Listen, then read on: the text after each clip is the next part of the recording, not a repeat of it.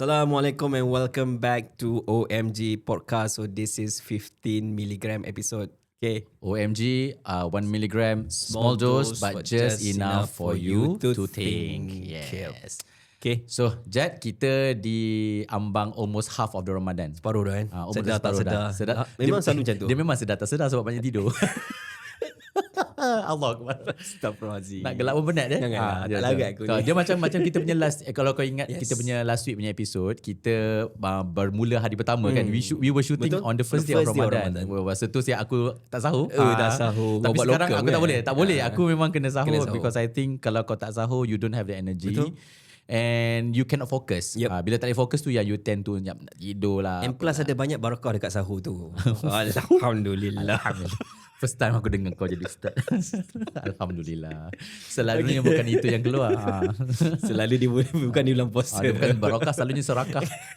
Astagfirullahaladzim. Habis pahala aku. Okay, habis pahala. Habis pahala aku. Kita banyak jam lagi ni. Dalam 4 jam lagi kita nak buka puasa ni. Aku rasa jangan macam-macam. Okay. So alright. kita dah masuk minggu kedua puasa ni. Yes. Apa share sikit kelebihan dia. So, kelebihan kau nak suruh aku jadi ustaz pula. Okay. So kita nak masuk, macam aku cerita sebelum ni, Ramadan ni ada 3 kan. Yes. Pengampunan, kemudian keberkatan dan lari daripada api neraka, terhindar daripada azab neraka. So kita dah masuk kepada level yang kedua lah, phase kedua. Sebab first tu kita minta ampun. Awal-awal biasalah kita minta ampun dulu. Lepas tu bila kita dah biasa minta ampun, the second part which is now kita merasai keberkatan Ramadan tu.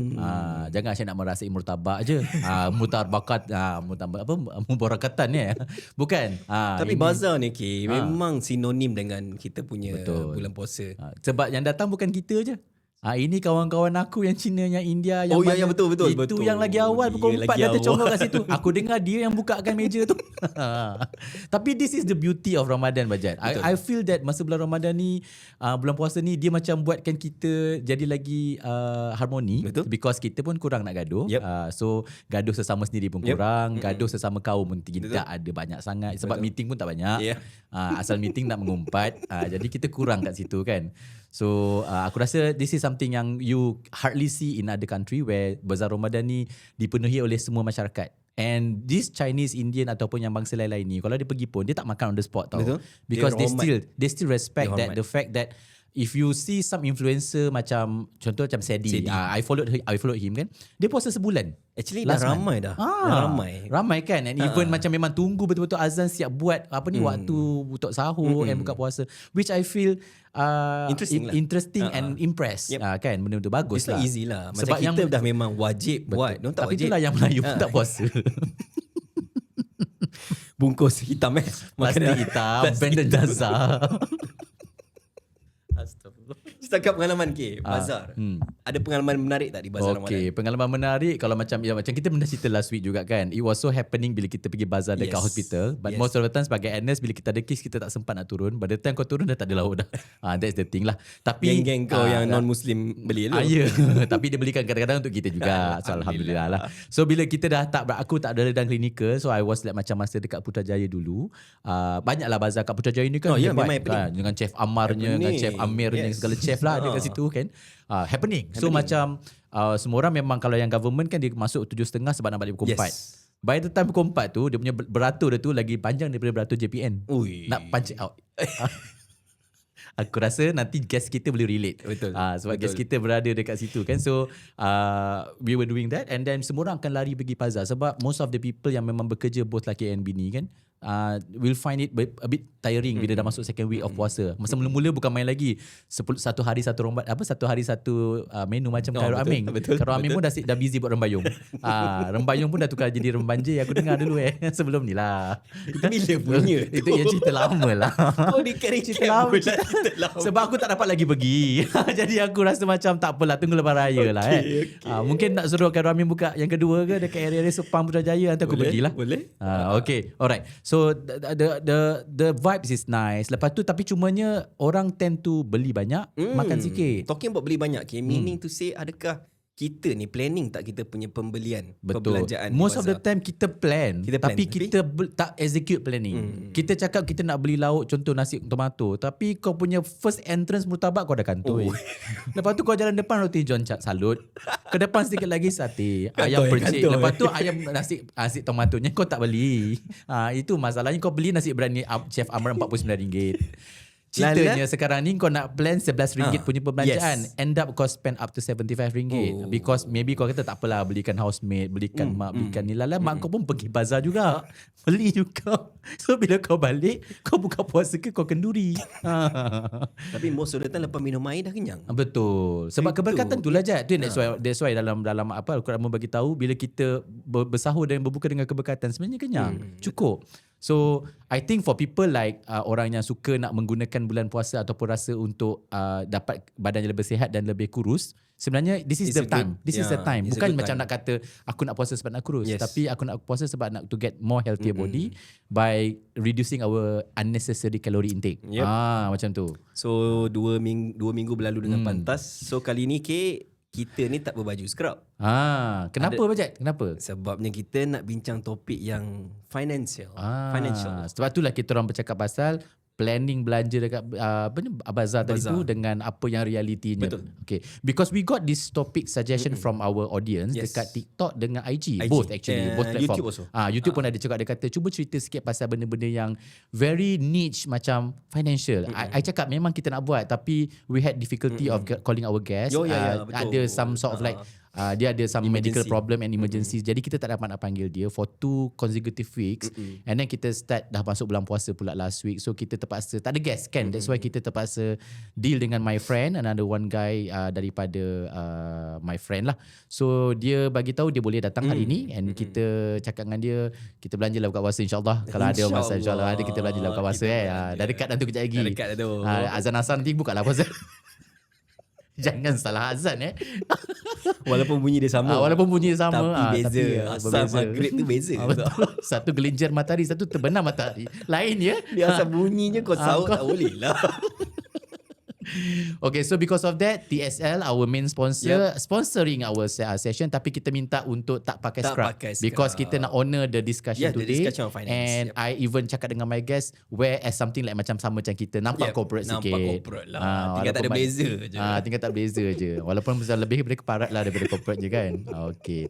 Alright, so TSL, our sponsor, design for the grind, style for the shine. Still our main sponsor. And hopefully the next week, kita akan back to wearing our scrubs. Wearing scrub. Okay. So, Bajat, let's talk about our guest. Yes. So, untuk episod kali ni, kita jemput seorang doktor yang ada pengalaman dalam financial financial instrument ke financial investment untuk berkongsi dengan kita, especially audience healthcare workers. Betul. Sebab if I can relate waktu I baru jadi houseman dulu kan, this is not a topic yang kita sembang secara openly. Betul. Yang kita tahu dapat gaji, pandai lah simpan. Betul. And then pandai lah guna, and most of the time habis. Betul. Most of the time memang tak ada saving. Most of the time saving, betul. So aku rasa aku terpanggil juga because I myself can relate, because I do have some problem dengan credit card. Sebab masa tu baru first time aku dapat gaji, and then masa tu kita di offer dengan credit card all the facilities sebab kau beli kereta. I was working in Sarawak kan, so kena cari kereta, rumah sewa dan sebagainya. So masa kita beli kereta kan, kita buat loan, of course kita akan dapat credit card. So masa tu the feeling is different. Kita rasa macam that's the first time you ada liberty of spending money that is not yours. I mean for the beginning lah kan, sebab you credit kan. Lepas tu you start to spend, and then aku kat Sarawak, so nak kena beli tiket flight lah semua. It's good. It's a good financial tools ataupun instrument, tapi if you don't manage it wisely, you'll be trapped. And I was trapped. Macam walaupun dia punya limit masa tu 5,000 je, tapi kita bukannya ada masa nak dapat kumpulkan duit sebab houseman kita tak buat on call semua dan sebagainya. So kita terpaksa gunakan whatever duit baki gaji yang kita guna untuk bayar sewa, bayar kelangsungan hidup, kereta dan sebagainya tu. And ended up masa tu I got some problem dengan macam kena panggil dengan bank call. Kita buat bodoh je. Doktor memang suka tak jawab call ni kan. On call. Lepas tu bila tak jawab, lama-lama dia kata if you tak call, dia nak panggil kita for the proceeding lah, so call. Aku ingatkan benda tu main-main je. And dia ended up call my mom, my wife masa tu untuk jadi dia punya so-called apa, kita ni guarantor kan. So memang macam panik lah. You kena masuk legal court dan sebagainya. So we sit down and discuss, and finally we settle out lump sum. Barulah I cakap I cross the credit card and start to baru nak belajar. Second year of houseman, baru nak macam nak oh okay, let's settle down and guna kat debit saja. Masa tu baru debit boleh. Waktu tu debit yang ni kan baru. yang boleh wave segala ni kan. Baru macam kata, you don't have money, jangan pakai. Macam tu. So macam barulah ada sedikit kesedaran. But I was strapped. I was. So kita memangsa juga. Memang I can relate. Doktor memang a very poor in angka. Matematik pun kita lemah. Arithmetic apatah lagi. Algebra kau jangan tanya. Duit memang we suck. Really we suck. I agree. As a fellow doctors and healthcare workers, kita tak cakna. Kita tahu dosage medication, operation, on Itu call. pun selalu salah juga. Nombor. Asal nombor kita memang lemah sikit lah. Duit masuk untuk meninggal, lepas tu hilang. Betul. Kata orang kalau Maybank tu kan, dia datang mengaum, lepas tu dia senyap. Dia mengaum ni sekejap je. Wow, betul saja. Okay, introduce our guest. Okay, let's introduce our guest. This is my friend from when my time was in HQ, kedekat bahagian perkembangan perubatan. I met him and actually I met and then lepas tu kita pun parted our ways when we were still in ni lah bahagian perkembangan perubatan lah. So I think that let him cerita dia daripada mana apa semua tu and meet my friend Dr. Muhammad Al-Amin ataupun lebih mesra dengan panggilan Dr. Amin, and I give the floor to you to introduce yourself, a bit brief about yourself, your practice, currently kat mana, and a bit of your maybe abang kata apa, involvement atau experience dalam you punya financial benda-benda. Okay, Min, up to you. Go. Alright, Assalamualaikum warahmatullahi wabarakatuh. Waalaikumsalam. Penuh salam dia tu. Bulan puasa. Janji depan ni cili sah. Cila. Oi, dia punya buka puasa nak makan Israel. Astagfirullahaladzim. Astagfirullahaladzim. Boleh men, boleh. Cili tomato apa semua aku bagi. Janji azan maghrib. Itu penting. Janji. Okay. Nama saya Muhammad Al-Amin bin Safri. Undergraduate University College Dublin. Saya graduate daripada Ireland. Tu muka corang putih kat lah. Tu sebab tu putih dia jadi sebab dia sejuk. Kau nak cakap aku hitam lah. Biadab. Ni bulan puasa men. Bulan puasa ni, kita Min. kena cakap baik-baik. Okay. Kita behave sikit. Behave sikit lah. Okay. Dan kau buat houseman kat mana masa tu? So balik daripada Dublin, register as houseman di Hospital Kajang lah. Kajang. Kajang. So 2 tahun, Alhamdulillah tak kena extend lah. Alhamdulillah. Kita geng-geng Tengok tak dia extend. beli aku lagi. Okay. Oh, dia kena extend. Orto. So lepas tu zaman tu memang once kau buat houseman dekat Semenanjung, kau memang kena serve Sabah Sarawak lah. Feel for your MO lah. So untuk MO ship kena pergi Bintulu for 1 Bintulu. year. Jadi NSMO kat situ. Single. Masa single lagi. Masa tu dah bertunang lah. Betul. So 3 tahun lepas sampai Bintulu berkahwin. Baru bertukang. Baru bertukang. Berkahwin. Okay. Okay. Astaghfirullah. Puasa ni. Aku tak tahulah. Aku rasa azan asar kejap lagi kita minum lah. Tak guna macam ni. Astaghfirullahaladzim. Okay. Fokus. Okay, so lepas tu sepatutnya 2 tahun kena serve kat Sabah Sarawak. Itu dia punya deal lah daripada masa zaman Kiranya tu macam hikmat wajib kan 2 tahun tu kan kat sana. Yes. Tapi pada nak masuk second year kat Bintulu tu ada influx MO banyak.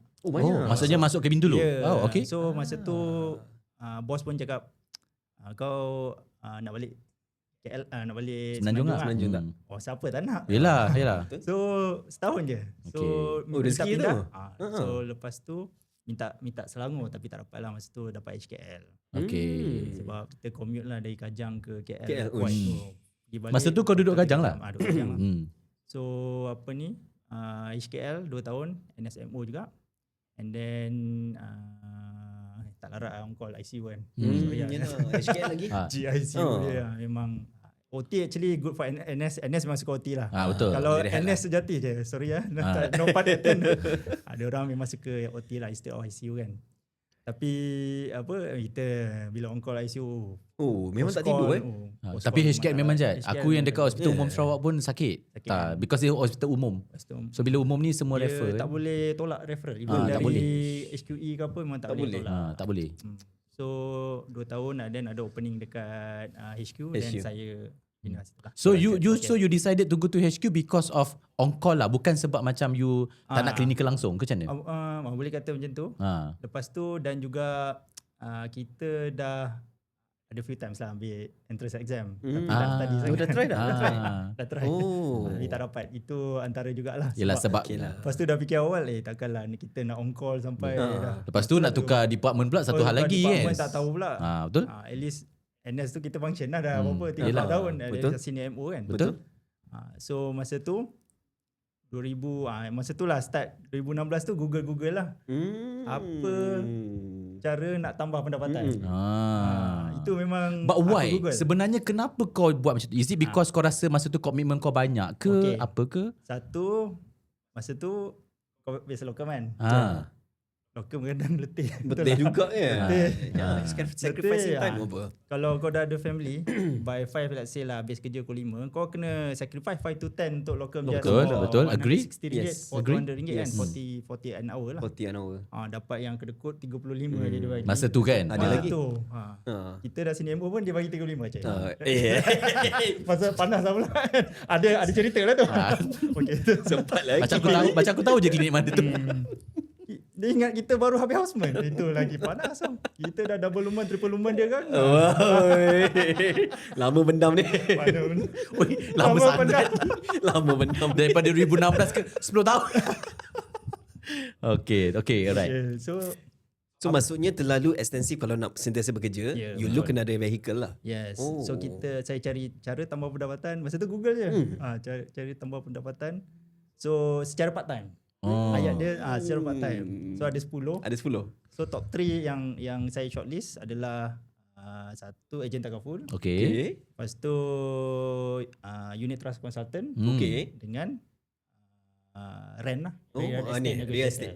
Real estate. So 3 ni orang boleh buat part time lah. Okay. Yang lain tu adalah dia kata oil and gas apa semua kita tak boleh lah. Tak boleh lah. Yang part time lagi lah tak boleh kan. Time. Okay, so masa tu saya dah shortlist lah. Kenapa bukan ni, kenapa bukan ni. Ni saya start dengan unit trust lah yang saya buat first kan. So kenapa bukan takaful, kenapa bukan real estate negotiator. So real estate negotiator senang. Sebab kau kena pergi rumah tu, kau kena pergi tengok, kau kena buat iklan. Kau kena banyak benda lah. Renyah sikit lah. Renyah. Lepas tu orang tanya ni leasehold, freehold kau semua memang kena tahu. Lepas tu automatik tak boleh lah. Aku weekend je boleh, malam je boleh. Lagi nak ambil masa tak boleh lokum daripada ni kan. Kekangan masa. Tapi memang dia punya commission is quite good lah. Kalau kau berjaya close. Berapa Min agak? Kalau 1 million ini sebab saya bukan bidang saya tak boleh nak takut. Tapi percentage berapa selalu? 3-5%? I think about 3 to 5%. Tapi dia dapat lambat tau. Dia dapat lambat itu isu dia. Nampak lambat. Tapi dia lamsam lah. Betul. Lamsam Lepas tu along the way katalah dia dah sign SPA, dah sign loan ke, itu tak lepas satu. Tiba-tiba yang pembayar tak nak ke, banyak isu. Dia banyak chain kena rate. sampai chain dia, baru kau dapat that. Yes. And to go for that is like a lot of hard work lah. Hassle lah. Betul. Faham? It doesn't fit yang you nak lah. Yang kau nak lah. So yang kedua takaful. Bila takaful basically most of is apa nama ni? Medical card dengan hibah lah selalu. Hibah takaful lah. So yang isunya adalah medical card. So let's say anak-anak klien kita ada problem, dia akan first to go. Yes. Dua lagi macam mana aku tapi nak, tu ejen yang bertanggungjawab. Ada betul. ejen yang I tengok katrat kan duk lepas tangan. Betul. Ada juga. So the best kena full time lah pada betul. For me lah.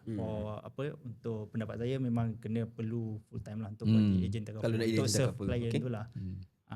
So last UTC, unit trust consultant ni basically close monitoring just remote. Bukan on a daily basis kan. So quite flexible kan. Just dia boleh pakai account satu punya EPF ataupun cash lah. So last kita try UTC itu 2016 lah. 2016. Registered as UTC. Okay. So actually 2016 and then dah lama buat financial, so alang-alang kita tambah lah servis punya ni jadi 2019 tambah jadi takaful punya agent. So 2016 2019, so 2021 baru saya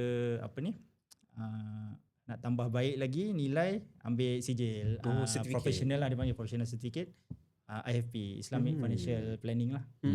So IFP, So bila dah ada IFP ataupun yang equivalent dia CFP, CFP Certified Conventional Financial Planner. Certified Financial Planner. Dengan lagi satu Syariah RFP, Syariah Registered Financial Planner lah. So tiga-tiga ni enable jadi financial planner atau financial advisor. Okay, term dua ni financial advisor, financial planner tak boleh diguna sesuka hati. Tak boleh Yang registered and then yang dah ada lesen tu je yang boleh. Jamil, I think BNM baru announce kan? Tak, ini memang dah lama. Dah lama dah. So sebab Dia tu doktor kalau je yang boleh pakai suka hati. doktor je semua boleh. Ini pun aku simpan lama ke? Doktor tak kisah, doktor boleh. Doktor tak kisah, tak lulus pun jadi doktor juga. Betul. Okay, alright. So term ni sebab ni saya nak kena educate kita punya penonton lah. Audience lah. Takut salah. Selalunya orang yang ejen takaful semua wealth planner. Tak boleh pakai term financial planner. Tak boleh. So macam aku sendiri aku memang registered. So memang aku ada kalau dia guna juga apa jadi? Patutnya tak boleh sebab financial planner bawah SC. Security Commission. Yes. Investment. Okay. Financial advisor bawah bank negara. So takaful yang bank regulate banks lah. Tapi takaful bawah bank negara. Dua-dua ni kena register baru boleh jadi. Pakai the title lah. So kalau orang nak buat takaful, dia ambil financial advisor je lah, pun boleh. Kalau dia nak buat investment, financial planning lah. So apa beza dia? Financial planning ni kau tengok secara holistik klien. Bukanlah nak merendahkan ejen takaful ke apa. Diorang ada yang very good season. Very season. Tapi financial planning ni patutnya dia memang macam kita lah, diagnose sakit. Simptom diagnosis. Dia bukan hantam aku kau invest ini, kau ambil paling mahalnya. Itu kita tak nak. So dia akan plan, ada Excel lah, ataupun kalau yang ada company yang dah bagi dia punya advisor template, just isi. Sebab dia kena tengok cash flow, dia kena tailor kepada ni lah, kepada customer tu. Customize. Ada cancer takkan bagi antibiotik. Betul. Yelah. So cancer opat. Bagi je kemoterapi ke apa kan. Yes. Doktor ke financial lah. Aku dah confuse lah. Tak, maksudnya kau dua-dua lah certified lah. Certified. Ada unsur-unsur riak kat tu. Betul lah. Di bulan Ramadan ni macam tu je. Humble brag sikit lah. Tak apa, aku benarkan. Okay. So Min, kau nampak, so dari situ kau nampak lah bila kau buat benda-benda macam ni, you can gain from the commission, from the and then benda tu pun tak datang senang. Betul tak Min? Sebab aku nampak bila as kita orang kawan Facebook and then kenal dia secara personal, kita akan nampak tau orang-orang yang memang financial planner / advisor / wealth planner even, diorang ni akan sangat kepoci sikit. Kepoci bukanlah kepoci bising-bising, tapi kepoci lebih kepada kau akan up every single day, post dalam dekat Facebook, dekat WhatsApp status, now dah ada Instagram story, TikTok, threads dan sebagainya. Maksudnya kau guna all this social media instrument to ensure and make awareness kepada orang dan juga kawan-kawan kau juga that you are offering the services. Sebab kalau tak, you tak boleh lah nak juga close kan. Bila tak close, kau pun tak dapat commission, betul tak? Tapi talking about aku adalah MA seorang ni dulu kerja dengan aku. Lepas tu dia transfer pergi private. Dah lama tak contact. Suddenly dia contact, salam bos. Dah contact tu cakap ni nak apa ni? Bos dari ibah belum? So adakah benda-benda tu orang kata quite hard selling quote, benda yang quite aggressive punya attempt? Dia depends kat orang. Usually kadang-kadang dia macam mana dia kata, time kau tak nak tu dia apa? Dia datang. Time mungkin orang tu offer, tiba-tiba dapat hidayah. Kau tak nak ada ibah. Yes. Betul. Ataupun for past 2-3 hari lepas ada someone from your family pass away ke apa. Betul. Lepas tu ada isu wife dia tak boleh nak settlekan hutang ke apa ke. Yes. So kau ada kesedaran kat situ, yang trigger yang WhatsApp kau tu mungkin Allah SWT bagi hidayah kat dia untuk WhatsApp kau. Alhamdulillah. Betul. Kan? Tapi aku rasa benda-benda semua ni memang dirancang lah kan. Betul lah kan. Betul. So sebab tu initially masa kita start kerja ke apa, kita macam takut dengan agent. Betul. Alah ni kacau ni. Kacau. Adalah tu nak power aku tu. So bila aku sendiri jadi, kadang-kadang aku pun nak dengar cara dia present. Nak tengok dia punya selling skills. Ataupun dia product wise okay ke tak. Kita pun boleh compare lah. Betul. So nak reject macam tu pun kita pun apa seller kan. So kita pun dapat rasa tak sedap lah untuk reject orang macam tu kan.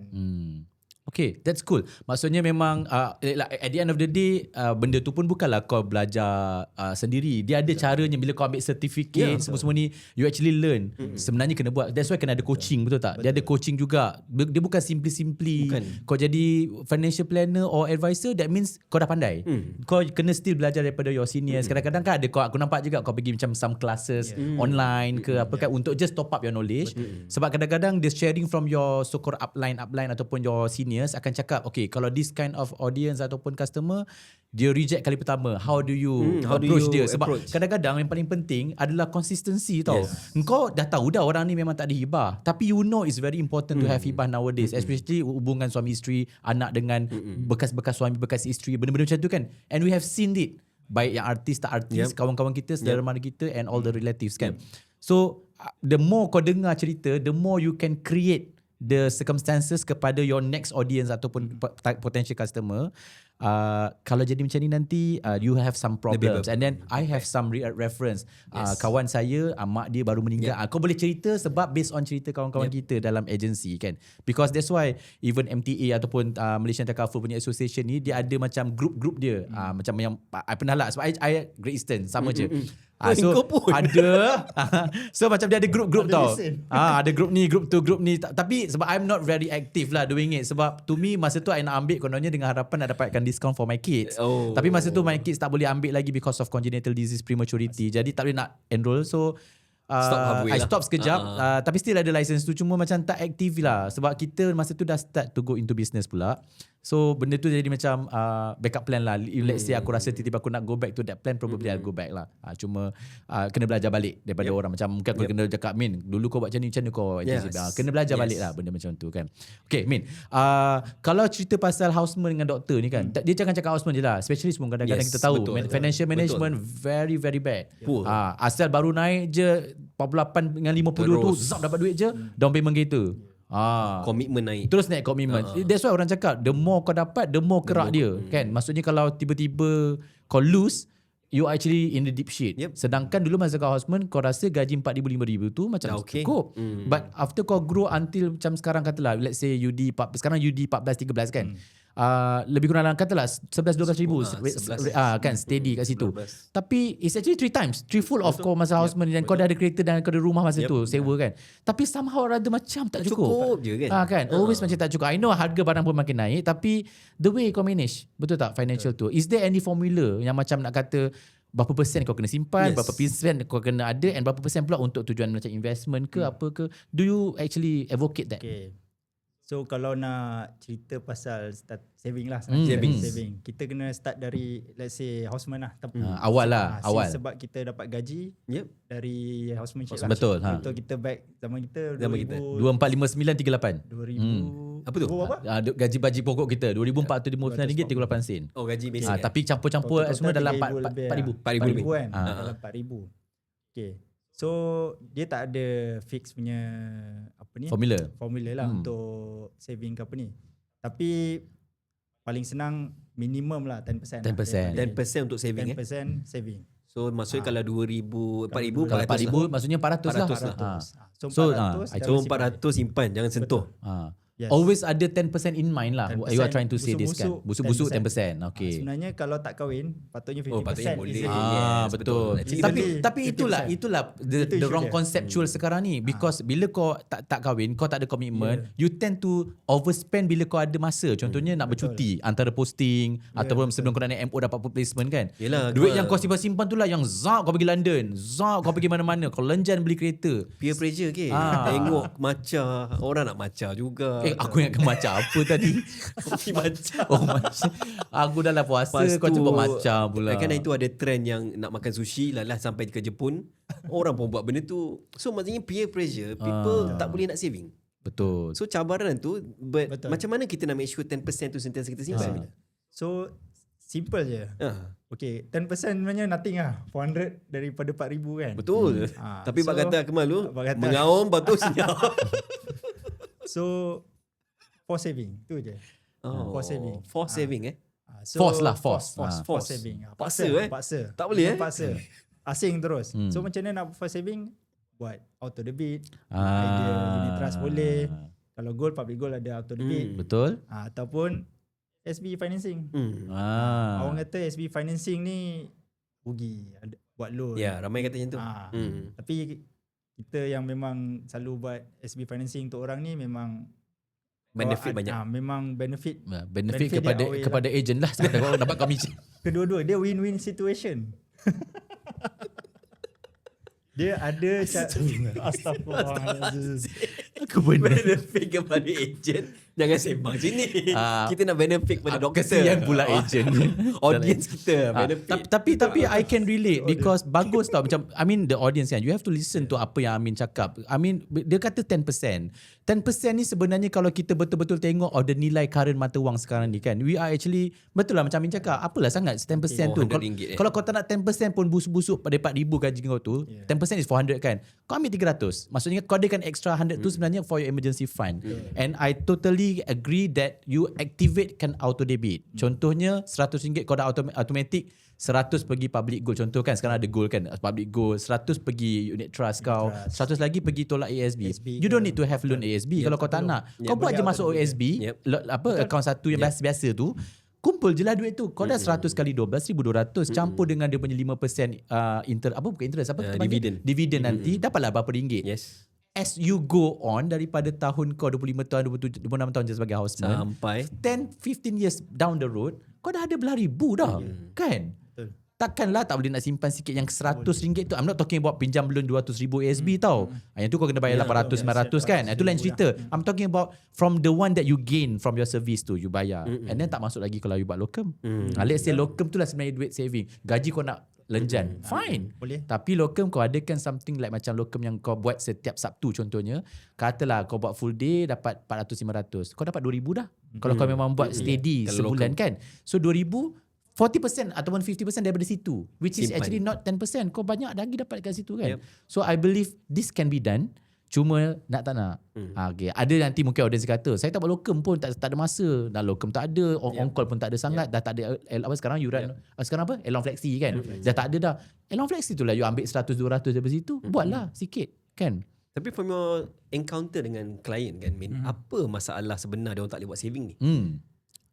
Adakah dia orang ni tak nak saving sebenarnya? Ataupun sebenarnya tak cakna? Kata spesifik doktor ke? Spesifik doktor? Spesifik doktor. Satu, ataupun healthcare workers lah. Knowledge lah, senang. Knowledge Rasanya kesedaran tu. Sebab kita bila start kerja, gaji terus RM4,000. Betul. So first thing yang kita nampak dalam kepala otak klien-klien ni adalah Honda Civic. Honda Civic. Kau nak Civic facelift aja. Ketam. Vios ikan keli kau tak nak. Nak Honda Civic aja. Masalahnya masa kita houseman 2011, 2010 tu kan. Honda Civic second hand pun installment 1,000 lebih. Betul. 1,000 plus Betul. 1,000 plus. Kawan aku masa tu memang dia beli Honda Civic. Memang belilah. Kita Marhan beli Persona je. Kita Azia je lah. Aku level-level kita Proton je lah. 572 per month. Sebab ingat bayar 7 tahun. 7 tahun je. 7 tahun potong. Kau 7, aku 9 lagi lama. Tarik kalau boleh tarik kan. Kalau boleh tarik masa tu kan. Kita memang masa tu setir dengan bank. Hutang aja. Okay. So bila masa tu single, ready to mingle. Dia bukan saya. Dia tu member Civic. Kau ni. Bukan nama sebenar, member Civic. Okay, member Civic. Okay. Aku rasa memang penat lah hari ni. Okay. Okay. So bila dia dah nak towards the end of dia punya housemanship tu, nak kahwin. Bila dia datang, Amin, aku tight lah, kenapa? Aku nak kahwin. Tapi half of aku punya gaji pergi ke kereta. Betul? Aku nak duduk rumah macam mana? Aku nak simpan hantaran kahwin. Majlis lagi. Kata RM20,000 ada. Masa tu kau RM10,000. Betul. So aku minta kahwin doktor pun RM10,000 kan. So lalas apa dia boleh buat? Kena gadai ke apa? Loan lah. Loan. Yes. Akhirnya kau terjerat dengan personal loan. Tarik Tarik 10 tahun. Tarik 10 tahun. Ni lah personal loan boleh pergi sampai 10 tahun kan. 10 tahun lah. Sebab kau nak minimum bayar. Betul. So 10 tahun menanggung lah. Yelah. 10 I think at that time kalau let's say you go for 200,000 loan. Banyak sangat lah. lah. Katalah dia nak ambil 100 lah. Nak kahwin je kan. 100 lah. 100 mungkin bagi dah 100 ribu sebulan. sebulan. Betul. 1,000, 1,100 sebulan. 100. On top of Macam ada Honda Civic. pengalaman. Tak, aku tinggal aku kena Aku baca 1,000 dia tak macam lagi tepat. Mungkin bekas. Tak. tak. Yelah. Baru Honda Civic. Apa? Aku bukan Civic. Abang Aku dah jadi gila je. aku lain cerita sebabnya okay, I mean it's okay untuk share our point of view dengan kita punya pengalaman juga kan, sebab aku kat Sarawak memang banyak duit habis dekat beli tiket flight dengan perbelanjaan tau. So berapa tu if you can share? I mean gaji masa tu memang 4,000, tapi kalau ada extra sikit sebab elang perumahan kau, orang lain dapat 250 kau dapat 400, tak banyak pun. Banyak tapi tak maksudnya extra 400, extra 200 lah daripada orang lain. Tapi sewa dekat Kuching ni kau tak dapat rumah yang macam decent yang dekat dengan hospital is expensive. So kau kena cari macam jauh-jauh sikit, tapi still it's like thousands plus per month kan. Dan kau kena try as many possible. Kau nak dapat orang kawan-kawan kau duduk sama-sama supaya boleh bear the responsibility sama. Tapi tak boleh juga sebab kalau ada rumah ada 2 bilik 3 bilik kan, kau nak sharing macam mana. And then kau pun nak keselesaan. Kau bukan masa student tau. Kau dah kerja yang memang kalau kau balik lepas on call, kau memang nak a good place to crash. Betul. Kalau kau dah balik-balik dengan rumah macam rumah hantu, kau pun rasa, aku tahulah memang tak kisah doktor-doktor ni tidur kat mana-mana, tapi to me I need a good sleep dekat place yang we can call home. Kan? Walaupun tempat luar tu macam huru-hara, rumput tak potong 2-3 bulan, tapi dalam rumah kena elok lah kan. Elok. So rumah ada satu hal, kau dah ni, and then kau nak ada internet masa tu. Betul. And then bill elektrik, and then bill telefon masa tu. All the utilities pun dah banyak. So waktu tu berapa agak-agak? Dekat Sarawak untuk komitmen saja. Komitmen masa tu kereta, rumah sewa, kereta samalah 500 lebih juga, kereta sewa. Bukan bang H. Bukan, masa tu aku pi. Sebelum aku pergi H aku pi dulu lepas tu ada macam utilities campur dengan macam makan-makan, sebab kat sana makan tak murah sangat sebab makan semua kau dah at least kena ada 283 per month. Dan aku tak cerita lagi kalau nak ada perjalanan keluar balik Semenanjung ni. Sebab bila kau nak balik keluar, kadang-kadang kau nak ambil time yang memang semua orang bercuti sebab cuti raya. Yelah, ataupun cuti-cuti yang macam memang long weekend ke dan sebagainya, tiket memang tak murah. And I just wonder kenapa pergi Kuching dengan pergi Sabah ni lagi mahal daripada you pergi Maldives, daripada KL kan. So memang mahal. Masa tu AirAsia pun tak banyak lagi fly lagi, ada Firefly Malaysia Airlines. So masa tu it was a tough time nak simpan duit. And then dah menggatal second posting kan, nak kahwin juga kan. So masa tu lah gaji kau macam tu je. On call bukan dapat extra sangat. Gaji pun extra on call 100 lebih je per night kan kau dapat kan. Dan kau tak on call every night. Bukannya kau boleh dapat banyak pun. So kata-katalah kau dapat 5, 6, 7 kali on call per month. 700, 600, 700. Apa tu daripada on top 4,000 tu, 4,007. Memang orang kata banyak tu, memang betul. Tapi the one yang nak kena bayar ni pun banyak juga. And then kita nak simpan duit untuk sekali balik ni, takkan kita nak balik melinggang je. Kita nak balik pun nak belanja mak bapak kita makan. I was married that time kan. So macam dengan balik kita nak make sure wife kita get something, makan ke, nak bawa dia makan ke apa kan, beli barang-barang dia ke, tanggungjawab lah masanya kononnya kan. And then kadang-kadang balik pun kau nak bercuti sebab you have to spend lah sikit. So bila kita berkahwin tu, I have to fork up some money sebab nak bagi kat mak kita buat event, duit hantaran. That one is already like around what, 30, 40, 50,000 kat situ. Then duit tabung haji memang kau clearkan dah lah, memang bagi kat situ. And then aku terpaksa fork up sikit lagi sebab nak, yelah kau takkan kau tak nak pergi honeymoon, takkan kau tak nak beli apa-apa barang untuk ni leisure. So I fork up 30,000 loan from Bank Islam. 30,000 I have to pay around what, 700, 800 lebih sebulan. That is 30,000 tau. So that's why aku cakap bila kata 100,000 and dia tarik sampai 10 tahun tu, it can go up to 1,000 plus. Sebab aku tengok dia jadual. Sebab dia kata, kenapa tak ambil 50, kenapa tak ambil 100? Orang bank, dia akan upsell. Sampai masa tu aku cakap, I just need 30,000. But actually on a return repayment, kau bayar almost 58,000. Banyak, almost double kan. I mean, logically yang you tengok doktor yang houseman lah for example, yang tak duduk dengan mak ayah. Macam dia lah, kena fork out duit sewa. Logik ke 10% saving? Dan bukannya saving, you kena simpan dengan emergency lagi. Betul. So how is realistic advice sebenarnya yang kita nak? Ke nak tak nak memang you kena saving? Okay, ni difficult question, quite a good question lah kan. Sebab I think 4,000 untuk kita pun macam aku duduk kat Kajang, kira Selangor lah. Memang Cukup-cukup makanan mahal. Ya. Sebab mahal. Family kan. Yang ni macam aku dulu still duduk rumah family kan sebab belum kahwin. Yang sewa ni satu isu lah. Yep. So kalau duduk seorang Lagi sakit. kena duduk berkampung dengan member-member lah kot. Betul, yes. itu cara dia lah. I Kita mean, you kurangkan try kan. to minimize the ni Ataupun lah. quarters. Tapi masa tu So, tak ada quarters. tak ada Aku memang nak quarters, duduk quarters, but you don't have quarters. And kalau duduk quarters, kau kena tolak you punya orang perumahan. So I wanted that duit dalam perumahan tu yang lebih tu kan, why should I pay tak dapat sebab duduk bilik yang buruk kat quarters tu, but I might as well get rumah sewa. Maksudnya audience mesti kata senang lah you kata saving.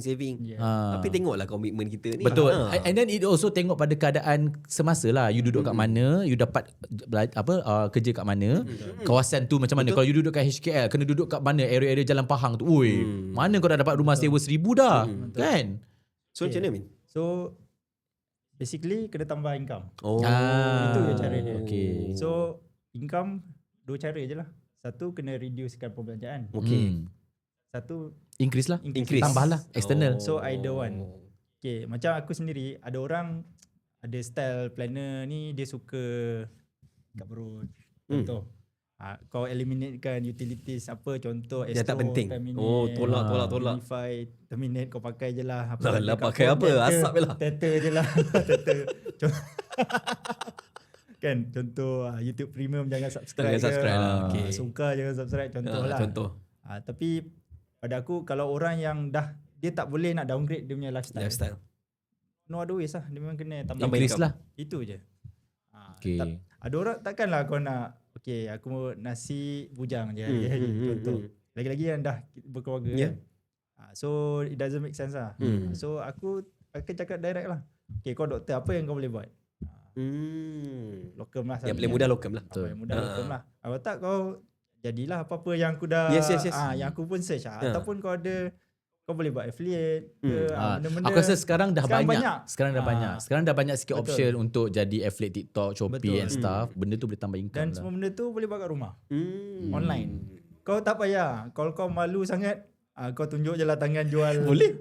Boleh. Boleh. Apa yang Tapi betul, kalau malu, puasa lah Amal. kalau malu, you can just put camera kat situ. Yeah. And then you Jalan Betul lah. You don't have to show your Tak face payah. pun. Tak perlu pun.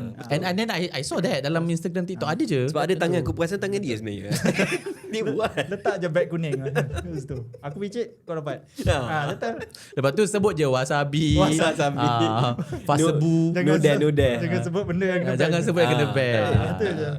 Aku rasa benda tu is a good thing. Cuma masa kita dulu benda ni tak ada.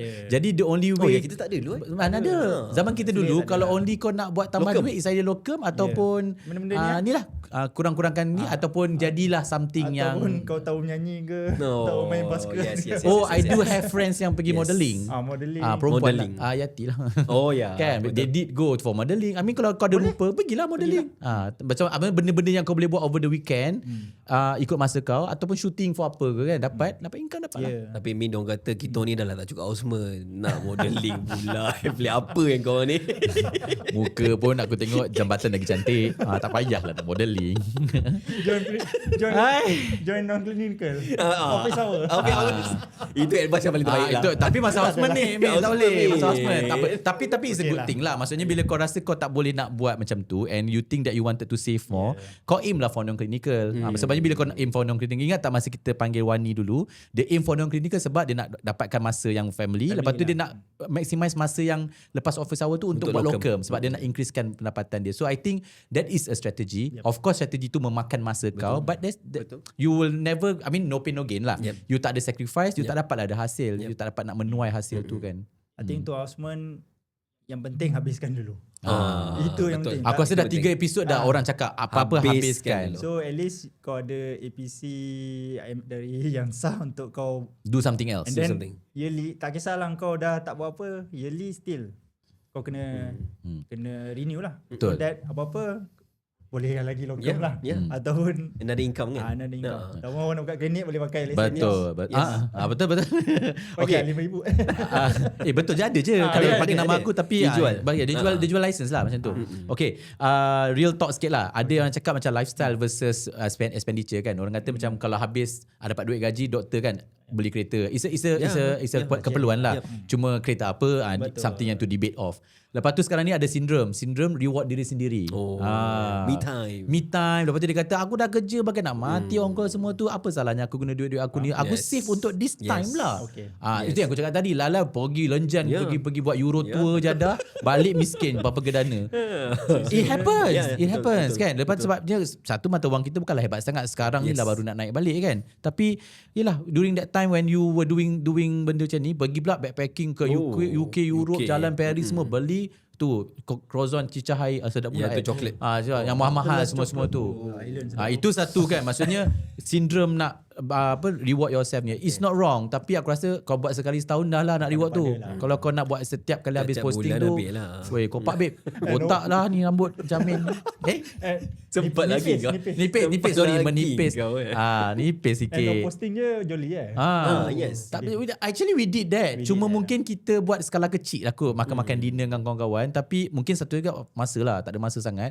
Tapi aku rasa the syndrome of rewarding yourself ni is something yang the current generation suka, sebab dia macam orang kata apa, empathizing yourself. At the same time it's a work-life balance kind of arrangement. Dia buat macam tu. Satu lagi, Shopee Pay Later, TikTok Pay Later. What is your tanggapan? Aku rasa banyak orang memang, bukan setakat doktor je, orang lain pun, but in a doctor perspective, Pay later ni, is it like a good thing to have ataupun is another trap? Actually ni my opinion lah, dan apa yang aku selalu tengok lah. Kalau kau ada cash, kau bayar je terus. Tak payah nak nak buat Pay Later, ataupun dia akan jadi addiction. I see. Walaupun less than 3 months dia akan zero interest kan. Zero interest. Kadang-kadang tapi kadang kita terbuat juga. Contoh beli kasut. Yelah, sekali-sekala lah. Sekali-sekala. Yang benda yang memang sangat-sangat mahal, mungkin kau rasa boleh lah, worth untuk buat. Beli boot ni mahal kan, RM1,000 ke, mahal sikit. Lah, aku nampak baru-baru ni macam baru jaring ganggul ya. Gitulah. Kulit kangaroo sikit, mahal sikit lah. So, sebagai kali tak ada interest okay lah. I see. Tapi sebenarnya yang paling bahaya is credit card lah. Credit card paling bahaya. Sebab credit card memang interest besar. Highest. 18% kot. So kalau kau nak habiskan hutang, ikut priority debt snowball, credit card first lah. Credit card first. Credit card, aku suka ayat tu, apa, snowball kan. Snowballing. Konsep snowball punya apa pembersihan hutang ni nombor satu lah credit card. Followed by personal loan. Betul. Tapi Min, ada orang pandai dia main credit card sampai dia dapat untung. Like myself contohnya, I collect reward lah. I collect rewards. Lepas tu, you know application Shopback tak? Cashback I'm using cashback lah, Shopback. I'm using it. I mean, if I can show actually at this point of time, my cashback is already dah sampai 5 angka dah. So you buy things, and then the only thing yang you boleh dapat cashback tu more adalah timing dan penggunaan link card. You linkkan the card tu kepada application tu untuk dapatkan certain Visa / Mastercard punya points. Dah lah you dapat Visa Mastercard point, you dapat cashback. Lepas tu you dapat juga penjimatan certain percentage. Last but not least, treat points kalau you pakai Maybank, Visa Mastercard punya point, which you can redeem. I bought my tumblers Montigo semua tak pernah pakai duit, semua pakai benda-benda macam ni. So I rasa macam it is something that is worth orang kata apa, if and only if you can manage. Betul. Itulah, how do we manage? Ni tanya Min. Dia balik pada individu tu yang aku tengok. So kalau macam Akmal, kita tahu dia memang jenis disiplin lah. Sekarang je baru disiplin. Dulu tak. Tadi pun macam puasa. Puasa. Mula masa houseman. Actually I learn masa tu actually I learn more from my wife. My wife is a very good financial planner. So dia memang ajar, kalau you nak guna ni, you guna untuk ni, guna untuk ni. So because of that, I give one my credit card kat dia untuk dia jaga. Lepas tu the rest of yang minyak ke apa dekat I. So kita nampak bila dah start ada interference of orang lain yang jaga kita ni, dia akan nampak ada some discipline. Sebab bila kita, I am a very impulsive buyer. Sebab dia nampak macam benda tu bagus sikit je, senang nak beli. Dulu ada Kickstarter tu, easy je aku nak letak pledge. Senang. Dia simple je nak tengok orang tu. Kalau dia ada baki dalam dia punya credit card tu, dia nak selesaikan cepat ke tak? Kalau dia dah keluar je statement, aku terus settle terus. Dia tak ada nak tunggu certain date ke apa, dia terus. Lepas tu nak tunggu apa, minimum amount. Itu pun satu trap juga tu. Kawan aku seorang ni memang itu penyakit dia. Dia bayar minimum amount, so accumulate all the interest. Tak boleh ke? Tak habis. Tak habis. Sebab it will be charged on the principal amount. Takkan habis. So macam ada patahkan je lah kat kau tu. Jangan guna. Dan kau bayar Masalahnya dia patahkan Bomin, dia simpan dalam ni e-wallet. Kau boleh touch je. Kau patahkan handphone dia. Mungkin itu. campak baling kepada anjing. Macam tu. Allahuakbar. Kan? Tapi itu memang penyakit manusia. Betul. Yang bukan- Sebab dia rasa benda tu senang kan. Kau swipe kau dapat, kau Yeah. touch kau dapat. Something yang macam easy kan. Ya, betul. kita fikir nak dapat points, nak apa, pergi launch mana. I did that. Betul. So But to do that, how many credit card kita perlu? Ke satu cukup? Actually kalau contoh lah, I do have my contoh M-Bank kita, mine is signature, memang boleh masuk lounge 6 times. So kalau pergi travelling, memang aku akan duduk kat premier lounge. So memang kadang-kadang orang kata macam, wow, kau you pay for that. No, I didn't pay for that. Yeah. I got it for free. yang penting syariah aku pelayanan. Yang penting syariah, yang penting I Islamic. Yang I penting ada Islamic. I. Alhamdulillah. Bulan puasa ni. Alhamdulillah. Kita panggil orang yang betul. Alhamdulillah. Bukan semata-mata nak jual produk ya. Gitu. Sebab IFP tadi Islamic. IFP. Islamic Kau bukan kalau- CFP. Kalau CFP Conventional. Biasa. CFP certified tu kau certified. ada Semua belajar semua. Semua. Contoh kalau ada family apa ala alimony itu benda-benda yang kita Islamic tak payah belajar lah.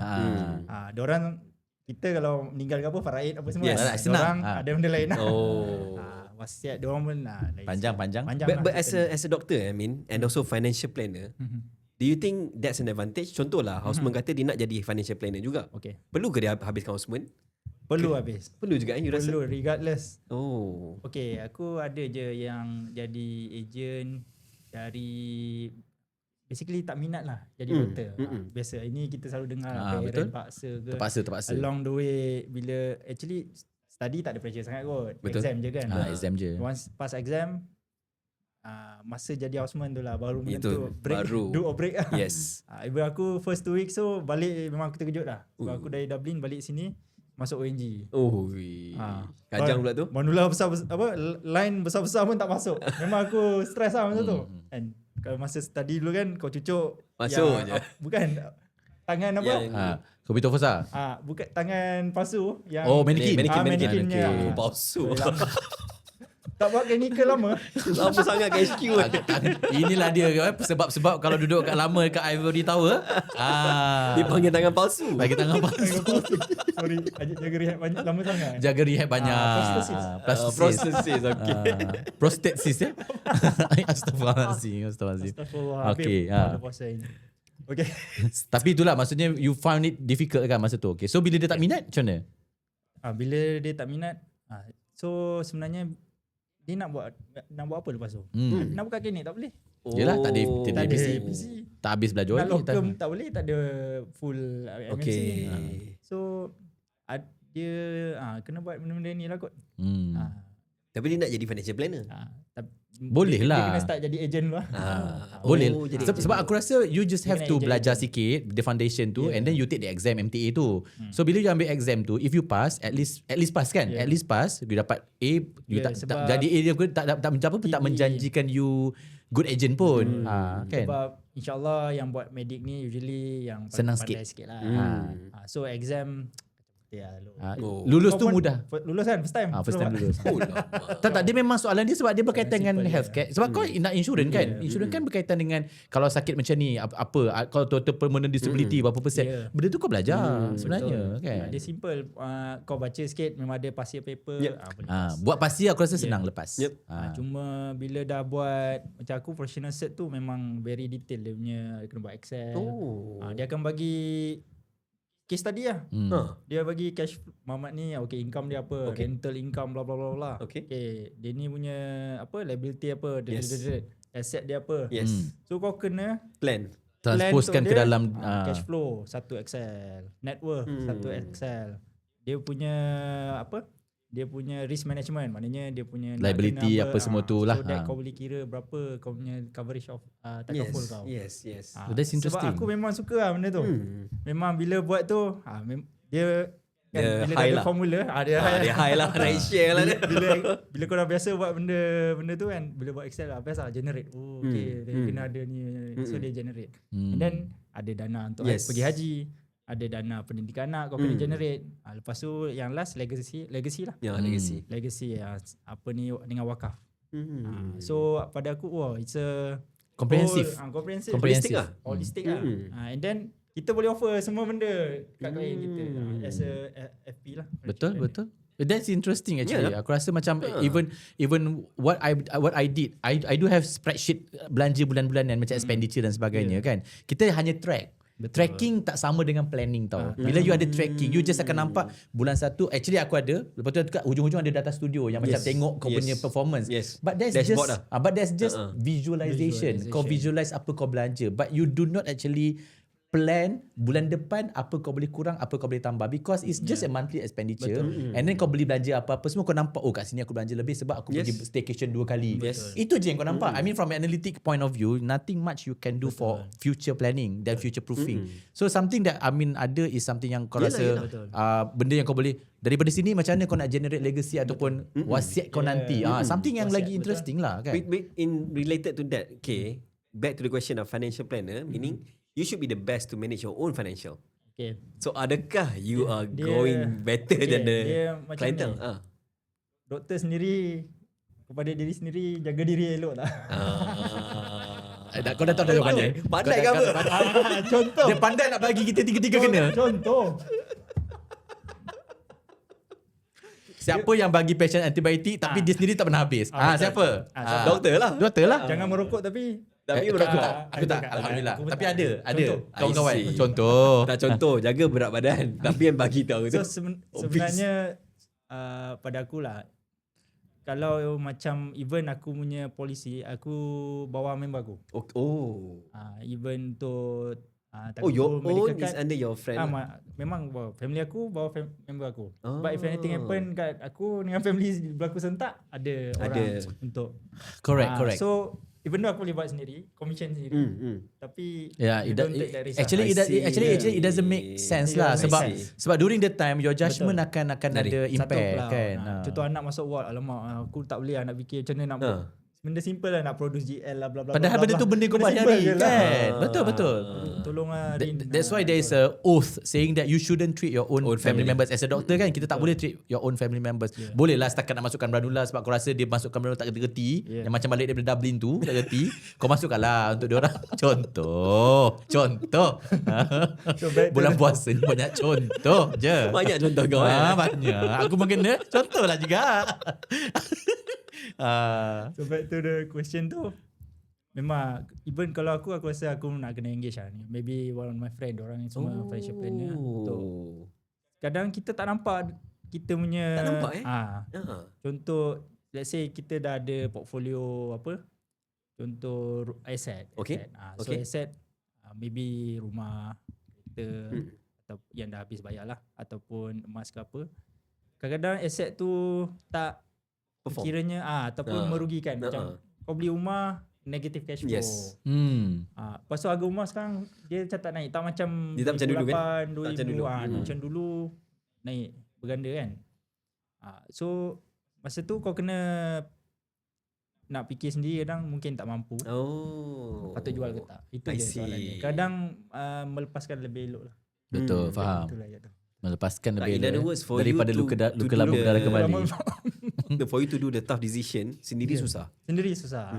So better. So you're saying, Amin, contohnya kan kalau orang-orang zaman sekarang ni nak cuba buat real estate punya business ni macam not very lucrative nowadays lah. Macam mana? Itu tak. Sebab rumah sentiasa ada demand. Okay. Diorang jual beli sentiasa ada transaction. Yang kita anak-anak nanti nak ada mana? Betul.